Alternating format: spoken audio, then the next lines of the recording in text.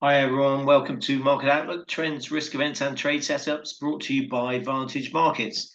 This is a weekly webinar where we focus on what's been happening in markets and what is about to happen. In the week ahead, whilst I just let you have a quick look at the disclaimer, I'll just run through what we hope to get through in the next 30 minutes or so.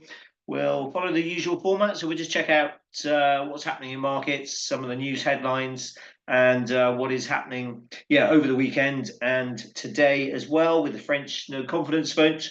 We'll look at equities and we'll look at some of the charts on the major US indices and a couple of thoughts about the reaction after non-farm payroll in stocks as well. Then we'll get into last week's main event, obviously that non-farm payroll report. So we're going to that in some detail, actually, just a review of all the main numbers, really, and just some thoughts on the jobs market going forward, which is obviously hugely important for the Fed and also next week's FOMC meeting, of course. So we'll look at that in detail. We'll also look at some of the other data out of the US last week and also inflation data out of the Eurozone before then getting into this week's main events, of course, the US inflation data. So we'll look at that, and we'll look at the dollar chart as well. And we will look at the ECB meeting, of course, which is also on Thursday, along with that US CPI data. Those are the main risk events for this week. We do get some UK GDP data, but probably more concentrating on sterling on the political side at the moment. But we'll look at cable as well. So sterling against the dollar, euro against the dollar, of course, when we're looking at the ECB. And as I say, stocks. Okay, here's just a quick summary of what we hope to get through then. Initially, over the weekend, obviously, Japanese PM Ishiba said he had decided to resign as LDP president and gave instructions to hold an emergency leadership election. LDP is now making final arrangements for a leadership vote. Apparently, that will take place on October 4th, according to media reports in Japan. Interestingly, President Trump said there are now 3 finalists for the Fed chair nomination. That is Waller, Warsh, and Hassett. US-China trade talks have reportedly made little progress towards a deal, and an impasse was hit on the fentanyl issue. That's according to the Wall Street Journal. OPEC met over the weekend, OPEC Plus that is, and 8 members agreed to raise the oil production by 137,000 barrels per day in October. That was as touted, basically citing a steady global economic outlook and current healthy market fundamentals. European equities, they're higher, with Euro stocks up 0.6% last time I checked. Cash market closed with losses of 0.5% on Friday. The dollar pretty much flat, small off. Yen is lagging, and the euro then eyes this French no confidence vote, while gold hit new record highs above 3,600 now. And if we have time, we'll just check out that chart as well, although it's going, of course, one way at the moment. Just on those news bits then, for the yen and the Japanese news, the weekend, as I say, said we saw the resignation of PM Ishiba, adding to fears in the bond market, really, about the prospect of looser fiscal policy emerging. For reference, as I've said, they will now hold an election on the 4th of October. One point of focus will be whether someone comes to power really on a ticket of fiscal expansion and slower normalization of monetary policy. That is key for FX markets, of course, considering that we now sort of seem to be taking fiscal risks far more seriously. And the weekend development, of course, had pushed dollar yen up above 148, sorry. Probably what we would say, however, is dollar yen probably has been discounting a lot of political risk, and actually through this morning we've seen dollar yen move lower, so the yen strengthen a touch after the initial shock, if you like, and we have sort of stalled around that sort of 149 resistance level. If I just show you actually dollar yen, the chart. Bear with me 1 second. So you can just see, yeah, small pullback really. I'll just show you the chart here. So you can just see on the 1 hour chart, yeah, we moved higher through the early session and the Japanese session. Then we just come back down. That's the 1 hour chart. So on the daily, pretty much nothing to write home about. The move higher, actually. You've got the 200-day moving average at 148.72, which is that black line. And we've been tracking sideways for some time now. Waiting for sort of a specific catalyst. You can see upside capped then by the 200-day moving average and the sort of 149 resistance level. And then we've got strong support around sort of 146 or so. And buyers are stepping in around that level to keep it fairly well supported. The blue line's a 50-day moving average, that's at 147.34. And then below that, the grey line, the 100-day moving average, that's at 145.85. But the longer we track sideways, we always say this in our daily commentary, with range contraction, then at some point we will get range expansion, and that is a breakout to the upside or downside, but it could be quite a sharp move. There's not a strong trend really. You can see a sort of mild upward trend from that low just below 140 in April, because generally the breakout typically, I would say, would be in line with a dominant long-term trend. At the moment, is not that dominant, that uptrend. And obviously, we've had the sell-off from 158.87 from that high, the year-to-date high in early January. So, yeah, still waiting for a catalyst for dollar yen to break out, even on this news of the resignation of PM Shiba. As I say, a lot was discounted already, a lot of political risk already discounted in the yen. And really, then we're waiting for the Bank of Japan, if we, well, eyeing up the new PM potentially, or the new LDP leader at least, and whether there will be this slower normalization of monetary policy and rate hikes put back again, possibly. We shall see, and we'll be monitoring that going forward. European news then as well. We had Prime Minister Bayrou, obviously he's holding a vote of no confidence, or vote of confidence really, in his planned 2026 budget. Looks like very few of the opposition parties have plans to tackle France's 5% plus of GDP budget deficit, and they're preferring to bring down the government. The outcome of such a vote could be, well, President Macron asking Bayrou to stay on. Unlikely, really, Macron then selecting a sort of new technocrat PM, or Macron calling early elections, which he has said he wants to avoid. Political uncertainty, all likely then to persist. And really, it's we're watching bond markets, really, the risk of any sort of French-German government bond spread widening, then that means markets are getting slightly more worried about this. But at the moment, at least, we're not really looking for any Eurozone-wide period of stress. In fact, Italy and Spain, they've been enjoying several sovereign upgrades actually recently. And then the ECB, we do hear from them on Thursday, and it'll be interesting what President Lagarde says in the press conference, but they do have certain instruments if things get out of hand with those Eurozone government bond spreads. That is, yeah, the transmission protection instrument, the TPI, I think it's called. In short, though, bottom line with the French sort of noise, it's probably a localized issue in France. And as we say, we will be keeping an eye on those bond spreads, but not expected to blow out at all.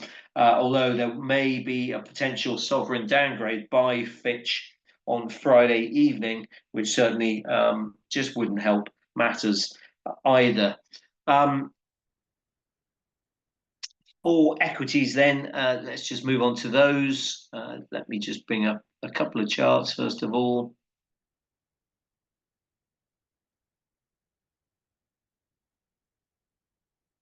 Here's the S&P 500, just checking if I had a chart of my own. But yeah, here's the S&P 500 chart.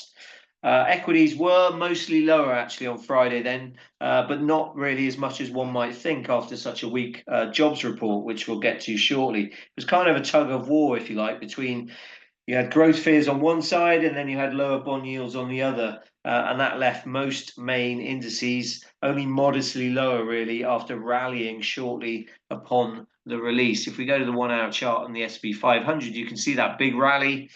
But then sort of realization about growth issues, about maybe, yes, we've got bad news here. And I think many are calling it bad news is bad news, which sounds fairly obvious. But certainly sometimes when we've had bad news, then that obviously means we have rate cuts coming. And that is taken as a positive by the stock markets and risk markets in general. So we get a risk rally, really. So then, if you like, bad news is good news. But in this case, bad news is bad news, or the realization potentially that, yeah, we will get Fed rate cuts, of course.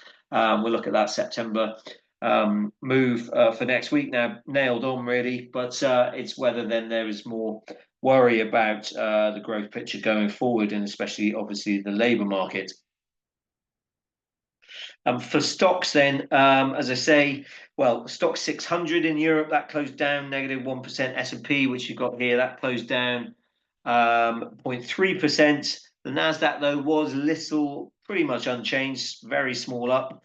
And then the interest rate sensitive small cap, so that's the Russell 2000, that closed 0.5% higher even. So interesting sort of differences here between the main indices in the US. Sector performance, that kind of painted a similar picture as well. So we had yield sensitive real estate and high multiple stocks outperforming, while growth sensitive value cyclicals like banks and industrials, those sold off. Similarly, falling yields, which we saw with the 10-year yield getting closer now, the 10-year US Treasury yield getting closer to 4% now, weakening growth tend to favour actually US equities over Europe. That was the case last week generally as well. Really, we saw another week of underperformance for Europe versus the US for sure.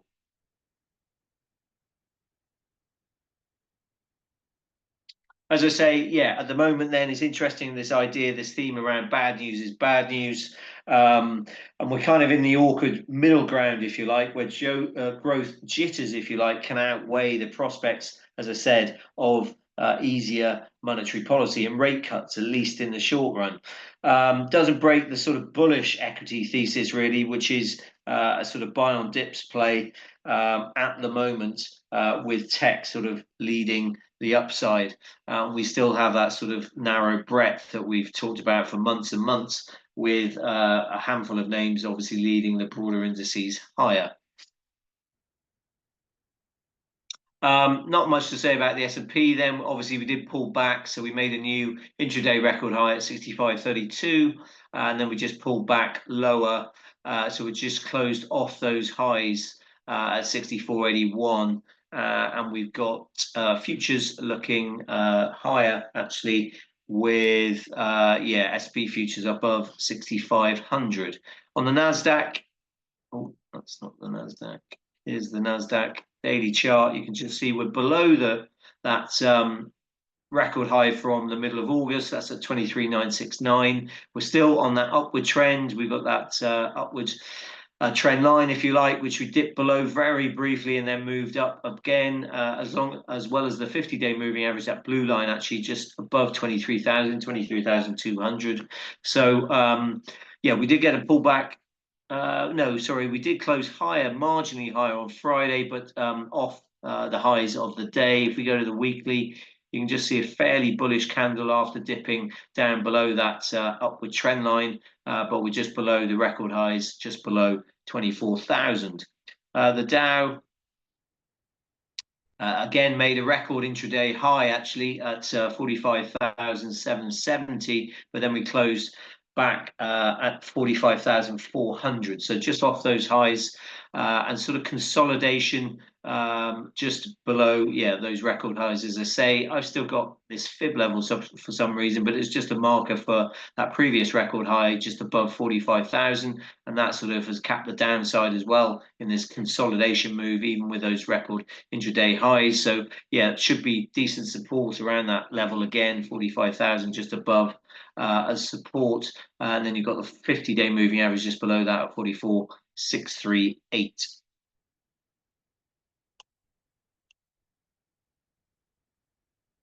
Okay, moving on from yeah, stocks to last week's main event, of course, events actually, but we'll look at non-farm payroll first. We've just got a graphic. Sorry, just let me pull it up. We just got a graphic here with all the main data. So what we printed, if you were with us, I think a lot of you with us last week, then we had a preview with the main numbers expected, and now obviously just updated that with what came out. August non-farm payroll then ultimately soft, falling to, well, a positive number, but still 22,000 from an upwardly revised 79,000, and versus that consensus forecast of 75,000. That was beneath the lowest break-even estimate members at the Fed have provided, with one of them suggesting that break-even estimate is around 30 to 80,000. So we were below that. And if you include revisions, actually, 3 of the last 4 months have been below that break-even rate, with that June print falling into negative territory, actually. So that's the headline. The unemployment rate, that did tick up to 4.3%, in line with expectations. So up a tenth, really driven by a growing labour force. And then we had sort of average hourly earnings, wage growth, pretty static around 0.3%, although softer on the year-on-year number at 3.7 from 3.9%, I think that was. I think it's interesting if we look at some of the details in this report. We've been talking about this for some months now, and it's sort of come to pass, really, that it's really over the past 2.5 years, actually, nearly 90% of all jobs have come from just 3 sectors. That's government, private health and education, and leisure and hospitality. And this report again showed education and health adding I think around 46,000 jobs, leisure and hospitality adding around 28,000 jobs, but then everything else is flat to down. So again, that sort of idea is still happening. And if you strip those 3 sectors out that I just mentioned, then payrolls have actually fallen for 4 straight months. And that really sort of shows the problems that the sectors typically associated with being growth engines of the US economy, so construction, manufacturing, and other sectors like that, are still struggling, whereas it's just those 3 sectors: government, again, private health and education, leisure and hospitality, which are driving those gains. And now those are slowly sort of dissipating, then we're getting these weaker numbers. I think really interesting as well, we did have the build-up of course, during the week ahead of the non-farm payroll report. We had jobs data that was weak.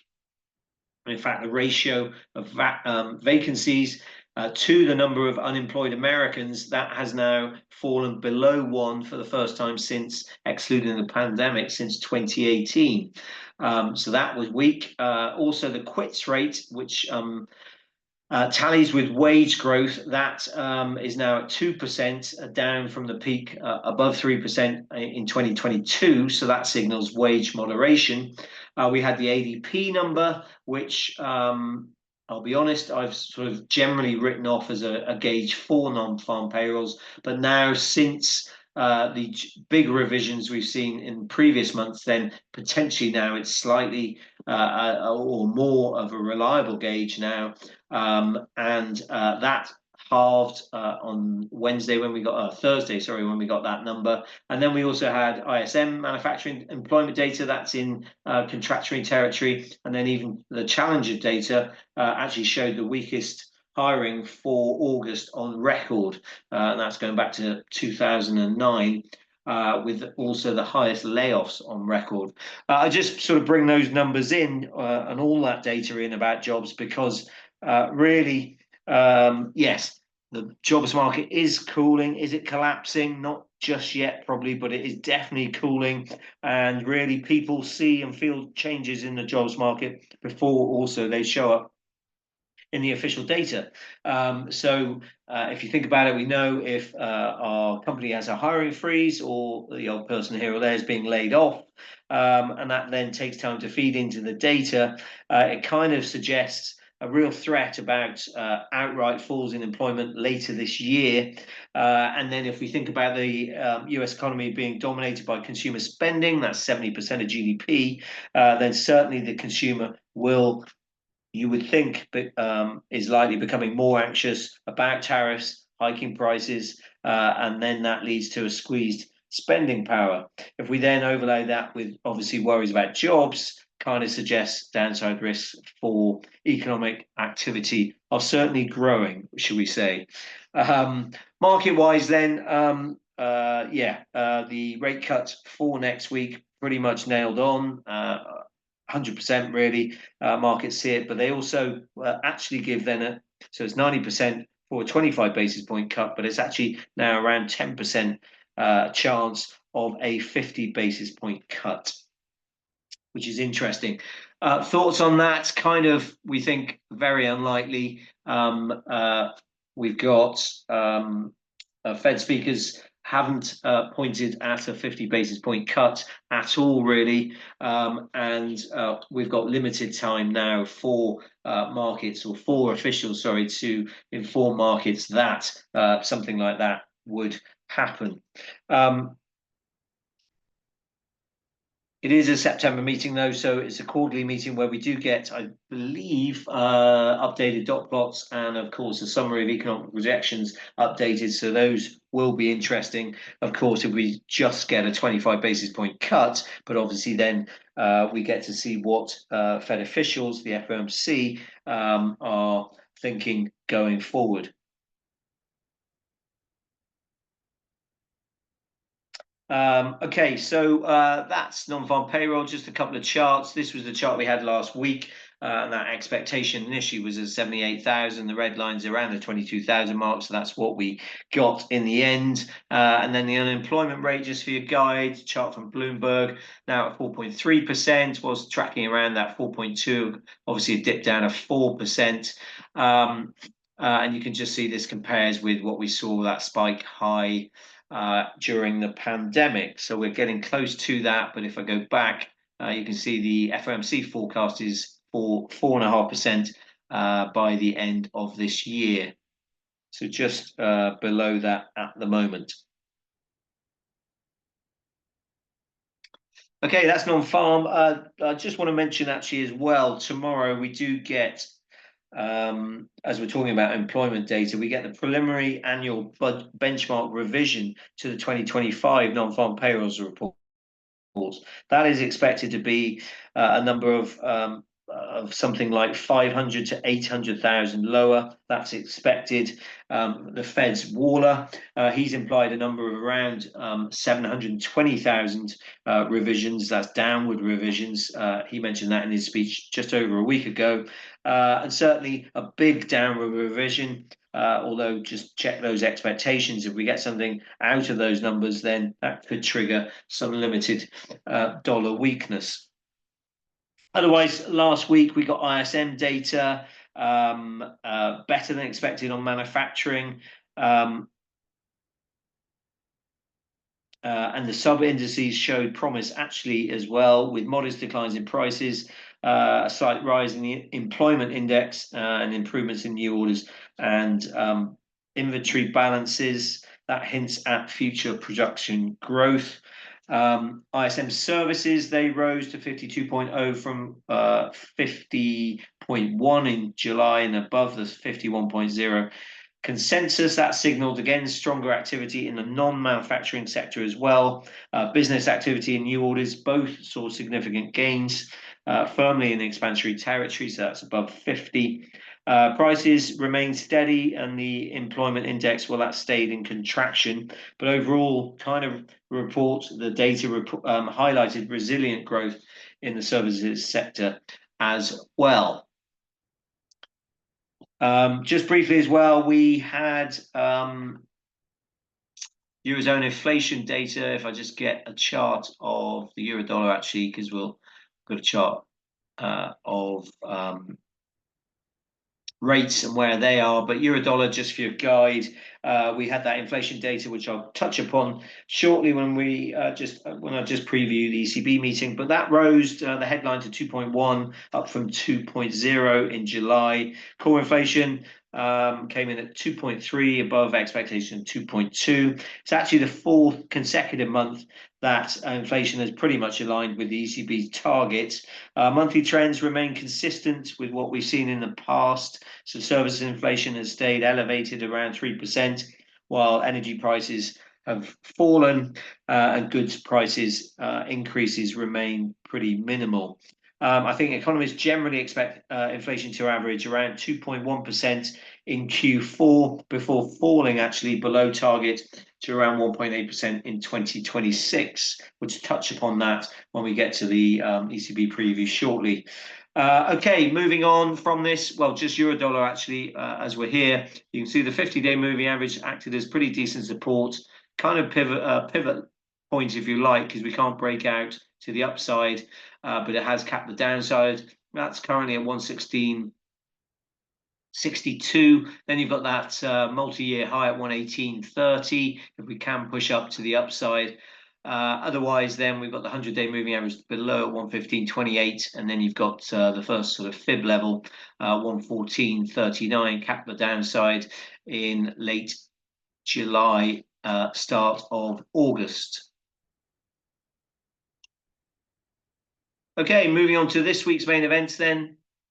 And first up is US CPI data. If I just show you the chart we have, as I mentioned, you've got CPI coming down from that peak around 9%. And you've got the Fed funds rate there, and obviously the 2% inflation target of the Fed. Expectations are, well, firstly, I should say this is now the last main data point ahead of next week's Fed meeting, of course. We've mentioned that over the numerous weeks, how we had this build-up in key data, non-farm payroll last week, CPI, this week before the decision, of course.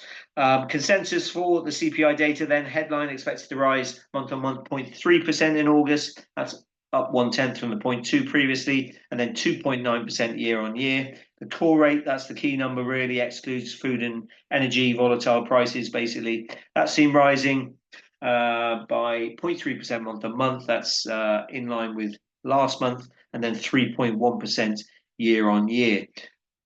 We'll be watching, as markets will, any signs, of course, for any further tariff pass-through, which could become evident or more evident in the coming months, basically as firms increase their imports amid falling inventories. There is likely to be more evidence of goods price inflation being triggered by tariffs. But just remember that core goods, items most vulnerable to tariff impact, they're only 19%, 19% of the weight of the inflation basket. So just remember that, and that's probably potentially why we're not seeing these numbers move aggressively higher, as a lot of economists thought when we first had the tariffs.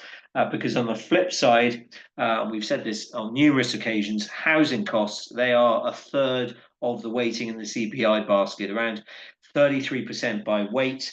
And that means we're likely to see actually more evidence now of those softening rents based on, well, various different gauges, Zillow data, and then also the Cleveland Fed's measure of new tenant rents and existing rents is falling. So that then should offset any sort of tariff-induced core goods inflation. Also, energy prices, they've been falling, and we aren't really seeing the same sort of wage pressures that obviously contributed to this CPI inflation surge higher in 2022. Bottom line, really, then, you kind of think a 0.3 month-on-month inline increase in the core and headline will not be a barrier to a 25 base point cut for next week at the Fed, certainly given evidence of cooling activity and, of course, that stalling jobs market. If we just look at the dollar index chart now, actually, so bear with me 1 second. Yeah, it's really a high bar, you have to think, with the 100% nailed on chances of a cut is a very, very high bar for this inflation data, altering that picture. 0.5, 0.6% month on month print, I think we'd have to get, even with a 0.4 month on month print. Sure, tariffs or markets may get slightly spooked by tariffs coming in further down the line, but as it is so highly priced, that rate cut for next week, then very likely, one would think, to go ahead. Typically, when I should say the chances are above 70%, money markets are priced in the chance of something happening and given it above a 70% chance, then the Fed very, very rarely disappoint or like to go against that probability, if you like. This is the dollar index chart then. Just bear with me. Here it is. So this is the DXY, the dollar index. Yeah.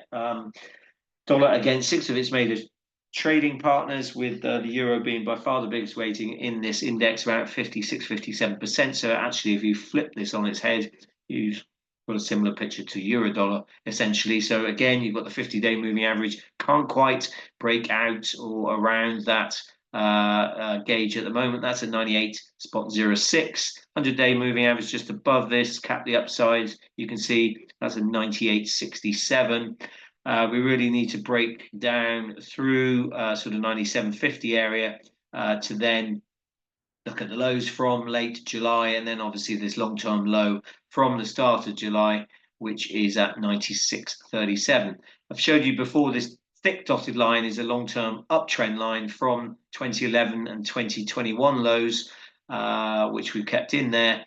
And that sort of tallies with that long-term low from July at 96.37 as well.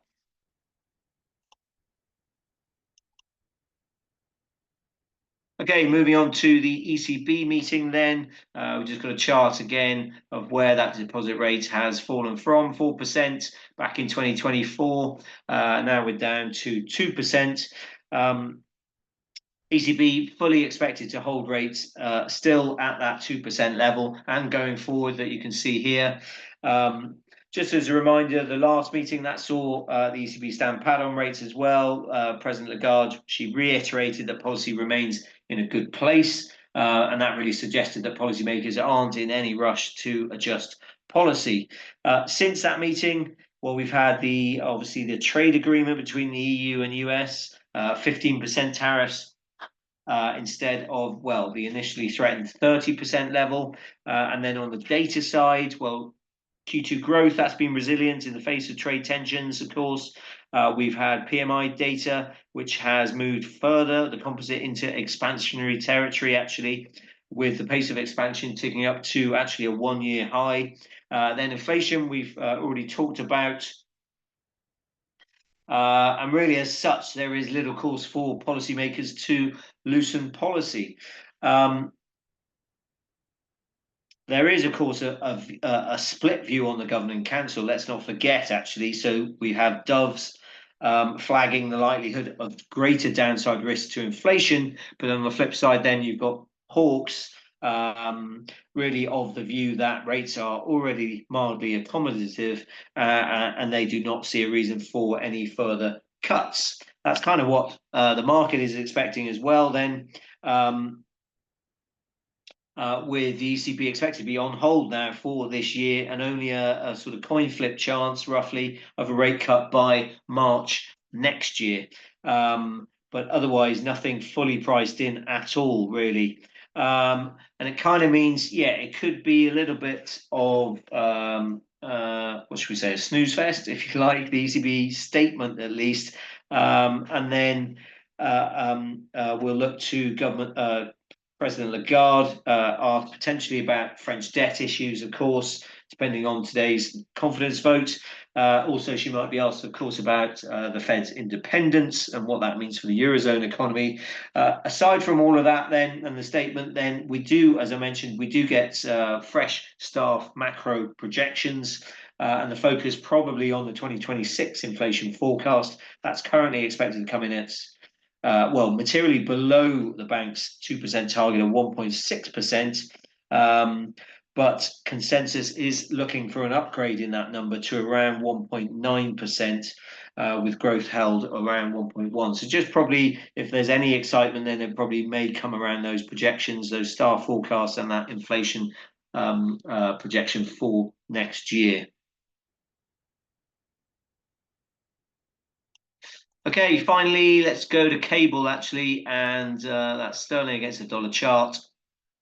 And we do get UK GDP on Friday. Should have said ECB and US CPR are on Thursday. UK GDP then Friday. Growth expected to print 0.3 lower at 0.1% in July. That would see the Q2 reading then at 0.3%. So much lower than the Q1 print of 0.7%, but that was really boosted by government consumption.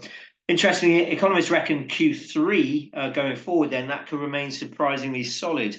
And certainly good weather's helping. I think there was some Oasis concerts as well, having an effect. So that is, the GDP data. Otherwise, we had, just to note, in the UK, cabinet reshuffle. Oh, here's the chart, sorry, here. Just before I get to that, we had a cabinet reshuffle by UK Prime Minister Starmer on Friday, and that didn't touch the Finance Secretary, the Chancellor Rachel Reeves, who is still valued for her market credibility. Let's remember that, I think. For sterling, well, softer US data has obviously helped cable, so that's sterling against the dollar. Even though, of course, we saw that global bond market sell-off last week, and that has abated. So there was a lot of media speculation about UK gilts obviously hitting the highest levels for the 30-year, I think, since 1998. But again, would stress, and we wrote about this in the daily commentary, that was a global bond market move. And in fact, the 10-year gilt auction we saw last week was 10 times oversubscribed. So yes, just that was obviously now that bond market sell-off has abated, but certainly going into the autumn budget, then we will potentially get a lot of focus, and it will become increasingly noisy around gilts, obviously gilt yields, and then that has an impact potentially on a weaker sterling. But at the moment, well, we're not seeing that in cable, of course, against the dollar. Just quickly, euro sterling is, though, near its highs, so that's something to watch out for, and a better gauge really of then seeing any sterling woes against the euro, of course, in euro sterling.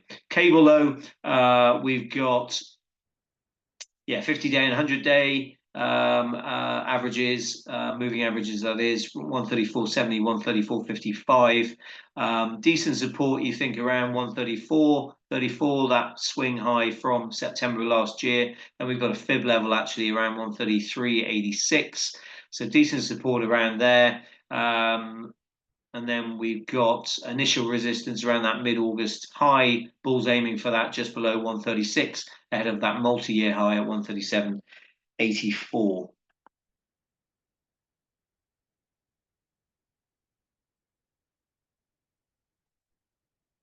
Okay, I will wrap it up there, I think. It's been 38 minutes or so.